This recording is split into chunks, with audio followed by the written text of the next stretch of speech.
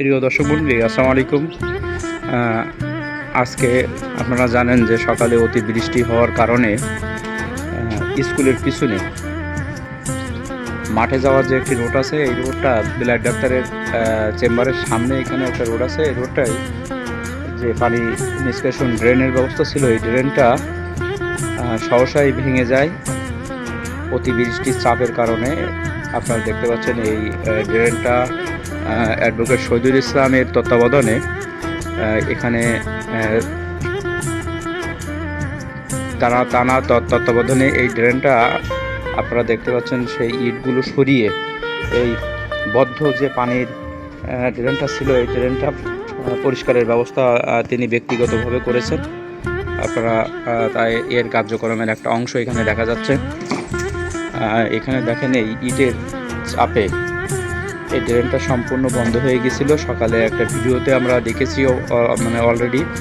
আর আপনারা আরও দেখতে পাচ্ছেন আমাদের একজন পরিচ্ছন্ন কর্মী ভাই শহীদুল ইসলাম সাহেব, উনি ব্যক্তিগতভাবে ওনাকে পাঠিয়েছেন এবং এটা যাতে পানিটা জলাবদ্ধতা না সৃষ্টি হয় তার জন্য এই কাজটা পরিচালনা করছেন।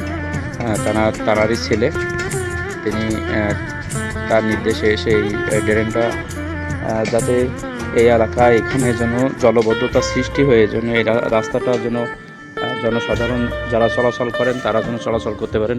আপনারা ভিডিওতে দেখতে পাচ্ছেন এই রোডটা খুবই পরিচিত একটা রোড, স্কুলের পিছনের রোডটা।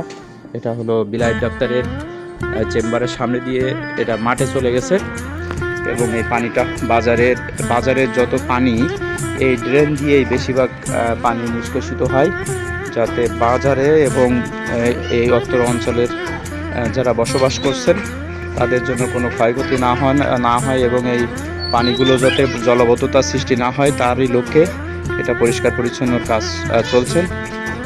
এবং যে ইটগুলো ড্রেনে পড়ে বন্ধ হয়ে গেছিলো আপনারা দেখতে পাচ্ছেন, তারই কার্যক্রম চলছে। এবং মানে এখানে টোটাল ড্রেনটা ইট এবং মাটি পড়ে বন্ধ হয়ে গেছিলো। এখন দেখেন ইট ছড়াই দেওয়ার কারণে এই পানিগুলো সব নিচ থেকে চলে গিয়েছে।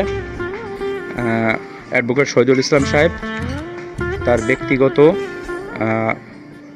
লোক দিয়ে এই কাজগুলো করাই দিচ্ছেন।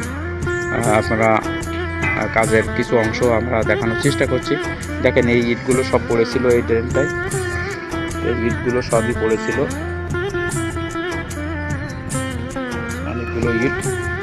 ড্রেনেজের যে ইটগুলো সেটা পরিষ্কার পরিচ্ছন্ন করার কাজ এখনো চলমান আছে। ধন্যবাদ জানাই আমাদের আসন্ন ইউনিয়ন পরিষদ নির্বাচনের চেয়ারম্যান পদপ্রার্থী অ্যাডভোকেট শহীদুল ইসলাম সাহেবকে। এরকম কাজ জন্য তিনি আরও করবেন আশা রাখি এবং ভবিষ্যতেও তিনি যেন এই কার্যক্রমগুলো অব্যাহত রাখে, যাতে জনসাধারণের দুর্ভোগ না পোহাতে হয়। যেখানে সমস্যা সেখানেই যেন তার এই কার্যক্রম অব্যাহত থাকে, এই আশাবাদ আমরা ব্যক্ত রাখি।